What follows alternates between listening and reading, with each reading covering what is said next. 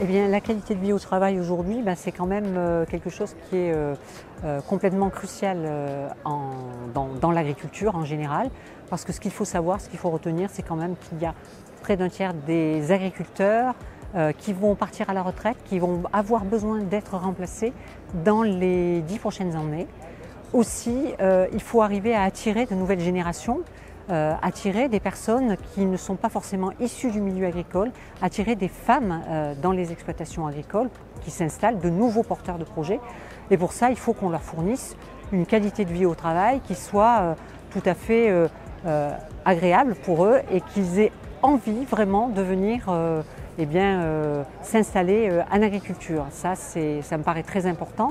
D'autant qu'aujourd'hui, la contraction de la main-d'œuvre des exploitants, on va avoir de moins en moins d'exploitants, elle est en partie, voire quasiment totalement compensée par l'augmentation du nombre de salariés.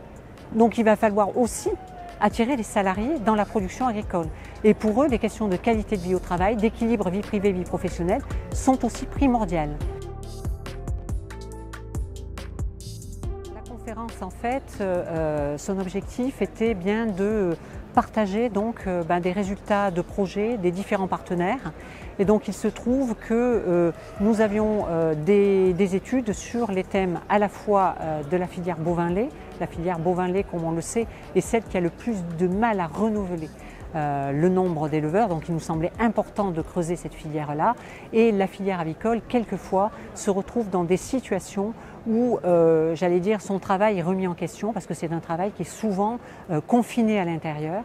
Et donc, l'attractivité de ces filières-là est aussi également en question. Ce pourquoi nous avons traité ces deux sujets en particulier, mais bien d'autres, évidemment, pourraient être traités sur la question de l'attractivité des métiers, sachant qu'il est important à la fois d'apporter une bonne image du métier, mais ça ne suffit pas. Il faut également apporter de bonnes conditions de travail. Il ne suffit pas de dire venez en agriculture et avec des conditions de travail exécrables. Il faut réellement travailler sur des conditions de travail plus vivables pour à la fois les agriculteurs, mais aussi leurs salariés. Et pouvoir également attirer des publics comme les femmes, puisque les femmes aujourd'hui en agriculture représentent 25% des chefs d'exploitation et co-exploitants. Et c'est un chiffre qui stagne depuis une dizaine d'années, alors qu'on aimerait attirer davantage de femmes dans l'agriculture. Et encore une fois, les conditions de travail qu'on leur propose aujourd'hui ne sont pas suffisantes pour pouvoir les attirer davantage dans ces métiers-là.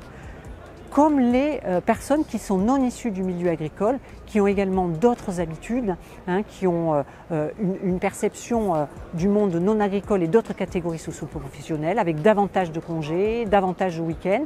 Et ces personnes-là, qui peuvent s'installer en agriculture, en fait, on ne leur offre pas les conditions qu'elles souhaitent.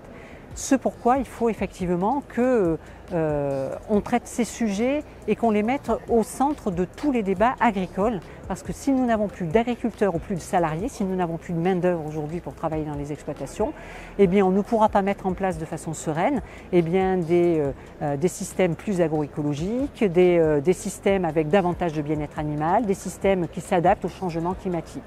Donc on a besoin vraiment de mettre en place ces systèmes avec nos agriculteurs et avec leurs salariés, et pas uniquement, travailler sur les conditions des systèmes ou des références techniques. Le travail qu'on a conduit s'inscrit en fait dans le cadre d'un projet qui s'appelle Gagnant-Gagnant. Il part du constat en fait qu'en agriculture, il y a de plus en plus de règles autour du bien-être animal, donc des contraintes de plus en plus fortes imposées aux éleveurs. Et souvent, le retour qui nous est fait du terrain, c'est et mon bien-être à moi. Donc c'est pour ça que dans le cadre de ce projet, on souhaitait s'intéresser au bien-être de l'éleveur et voir ensuite comment accompagner les éleveurs dans l'amélioration de leur bien-être, tout en améliorant le bien-être animal. L'idée dans le cadre de ce projet, c'est de construire un outil en fait d'évaluation de la qualité de vie au travail qui pourra nous suivre tout au long du projet et au-delà. Et puis le stage qu'on a conduit nous sert aussi à identifier en fait des pistes d'action pour justement conduire la suite, c'est-à-dire essayer d'améliorer la qualité de vie au travail des éleveurs qu'on va accompagner. Donc il y a un double objectif dans le cadre du stage qui a été réalisé. Voilà, avec des pistes qu'on a d'ores et déjà identifiées à l'issue de ces 6 mois de stage. Dans le cadre d'un observatoire qu'on reproduit chaque année, l'observatoire de l'élevage, en 2024, du coup, on a questionné près de 800 éleveurs sur ces questions d'organisation de travail.